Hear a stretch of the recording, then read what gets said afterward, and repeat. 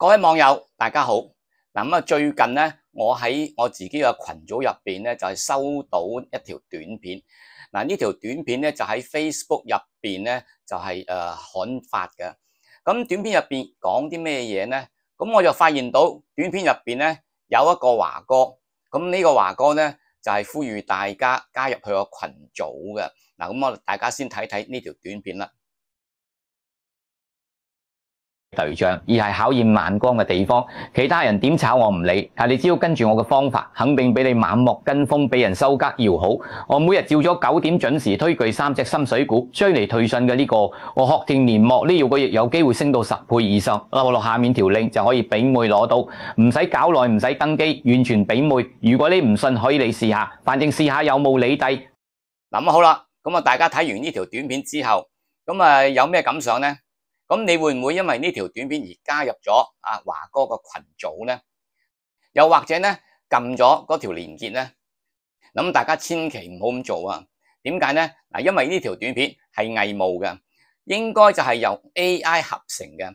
咁大家首先就可以睇到呢條短片入邊嗰個華哥呢，講廣東話都講得唔正嘅。同埋第二呢，佢所講嘅嘢都唔知佢噏乜，講得又快。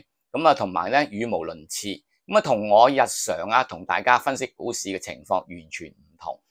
淨係聽我講說話嘅口吻已經係咧唔同晒噶啦。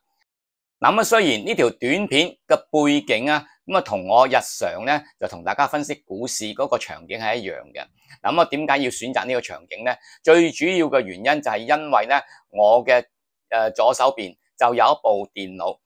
呢部電腦就可以令到我好方便咁樣睇到嗰啲股票嘅價位，睇到啲圖表，所以我係被逼咧選擇呢一個場景同大家分析股票嘅。好啦，大家要記住，唔知點解每一次我講股票嘅時候咧，都係咧有好多冒認我嗰啲咧係群組又或者網站出現嘅。就曾經試過咧，我開設呢條視頻之初咧，竟然咧喺 Facebook。哇！出現咗有成8至9個，都係咧以我呂志華或者華哥作為咧頭像嗰啲係群組，又或者咧嗰啲賬號。跟住咧呼籲大家加入嗰個群組。咁當時我已經係多次咧就向大家聲明，我咧就不嬲都係並冇設有任何群組嘅。想唔到最近咧股市旺翻啦，我又咧多咗係拍呢啲咁嘅短片啦。又再出現咗呢啲假冒嘅視頻啦。今次哇相當之聰明添，呢個假冒者啦，或者咧呢啲騙子啦，竟然咧就係用 AI 合成，甚至咧模仿我講嘢嗰個係聲線，去叫大家咧就係撳入佢哋嘅連結。我咧就好擔心我啲忠實粉絲，可能咧係太過相信我，而咧有機會誤墮陷阱。大家千祈唔好，我係唔希望我啲網友支持我啲粉絲咧係有所損失嘅。喺度咧，我再次聲明，我呂志華無論係講股票又好，講時事都好，係絕對第一唔會收費，第二咧係唔會設立任何群組，更加唔會咧就叫大家撳入邊個連結嘅。所以咧以後咧你唔使聽我澄清，以後咧你唔需要咧再問我噶啦。總之出現咗呢啲咁嘅群組就一定係假冒嘅。而且咧大家亦都會明白到我咧講股票嘅作風。首先第一，我係絕對唔會推介嗰啲2、3線、3、4線嘅股份。我講親都係咧係指數成分股大嘅國企中概股份同埋咧嗰啲成交量係好高嗰啲股份嘅。